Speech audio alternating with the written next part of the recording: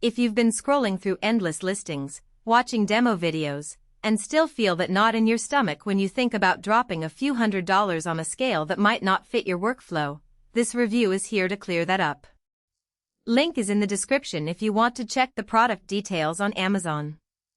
I've spent the last week setting up a small lab in my garage, testing the Radwag PS1000 R2 with everything from herb samples to small metal parts, and I'm going to walk you through what it actually feels like to use it day to day, where the money is really going, and who should walk away before they click add to cart. First off, the biggest hesitation most buyers have is the fear of overpaying for a precision label that ends up being more of a vanity piece. The PS1000 R2 sits in a sweet spot between a high-end analytical balance you'd find in a university chemistry department and a kitchen scale you might keep on a countertop. It can weigh up to 1 kilogram, which is more than enough for most hobbyist chemists, jewelry makers, or anyone who needs to measure powders, liquids, or small components with confidence. The capacity is generous enough that you won't have to constantly unload the pan, but it's still limited compared to industrial bulk scales, something to keep in mind if you ever need to weigh a handful of screws at once. What makes the daily experience feel polished is the backlit LCD. In a dim workshop, the glow is just bright enough to read the weight without squinting, and the contrast stays crisp even after hours of use. I tried it in a low-light environment while weighing a batch of essential oil extracts, and the numbers stayed legible the entire time. That might sound trivial, but when you're counting out 0.012G increments, any visual strain can lead to mistakes. The backlight also helps when you're using the Wi-Fi interface on a tablet. The screen stays readable while the device is perched on the bench. Calibration is another area that trips people up with less expensive scales. The Radwag handles it internally. You press a button, it runs a self-check, and you're good to go. I ran a quick series of weight checks with certified test weights after each calibration cycle, and the deviation stayed under 0.001G, which is exactly what you'd expect from a device in this class. The convenience here isn't just no external weights needed, it's the peace of mind that the balance won't drift after a few weeks of ambient temperature changes.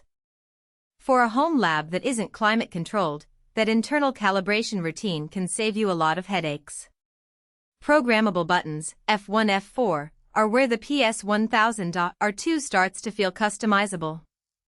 I set F1 to tare, F2 to unit toggle, grams to milligrams, F3 to store reading, and left F4 as a quick 0. In a real-world scenario, imagine you're formulating a batch of polymer resin. You pour the base, hit the tare button, add a catalyst, then switch units on the fly, all without reaching for the mouse. The learning curve is minimal because the labels are on screen, but you do need to spend a few minutes mapping the buttons to your typical workflow.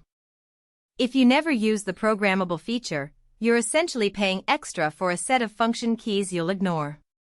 Connectivity is the part that separates the Radwag from a lot of budget balances. It offers RS-232, USB-A, USB-B, and Wi-Fi. The RS-232 is a nod to older lab setups that still rely on serial ports, but most of us will gravitate toward Wi-Fi.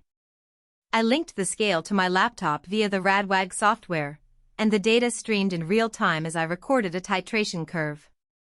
The USB ports work just as well for a straightforward drag-and-drop CSV export. In practice, the Wi-Fi connection is surprisingly stable. I ran it for several hours while logging the weight of a slow-dripping solvent, and there were no dropouts.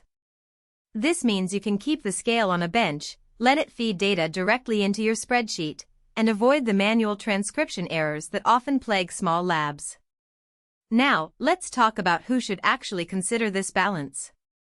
If you're a hobby chemist, a maker who does small batch metal casting, a jeweler measuring precious stones, or a researcher needing reliable subgram precision without the budget of a full-scale analytical instrument, the PS1000 R2 is a solid investment.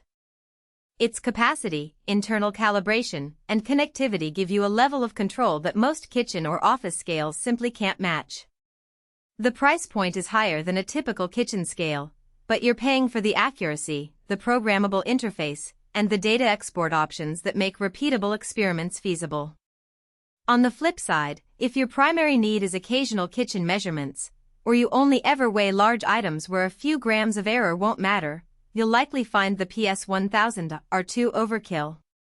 Likewise, if you need to weigh several kilograms at a time, think bulk powders for a manufacturing line, you'll run into the 1 kilogram ceiling and will have to purchase a larger